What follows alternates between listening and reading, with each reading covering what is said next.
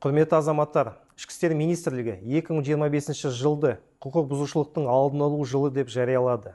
Осыған байланысты заң және тәртіп қағидасын іске асыру үшін ағымдағы жылдың 10 сәуір мен 6 мамыр аралығында республика аумағында жасөспірім жедел профилактикалық іс-шарасын өткізеді. Оның негізгі мақсаты жасөспірімдер қылмысының алдын алу, кәмелетке толмағандардың құқықтарының қылмыстық қол сұғушылықтан қорғауды қамтамасыз ету.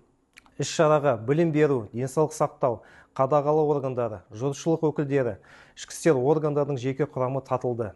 Жұмыстың негізгі бағыты алкогольді ішімдіктерді ішетін, түнгі ойын-сауық орындарына баратын, заңды өкілдерінің еріп жүрусіз түнде жүретін кәмелетке толмағандарды анықтау, балаларға алкоголь және темекі өнімдерін сату фактілерін анықтау, девиантты мінез құлқы бар жасөспірімдерді және өз балаларын тәрбиелеу жөніндегі міндеттерді орындамайтын ата-аналарды анықтау және есепке қою, жасөспірімдер арасындағы қылмыстық көріністердің бопсалаудың жолын кесу, кәмелетке толмағандардың өмір мен денсаулығына қауіп төндіретін интернет ресурстарын анықтау және бұғаттау, оқушылар мен олардың құқықтық мәдениетті және құқықтық санатын арттыру үшін дәрістер өткізу.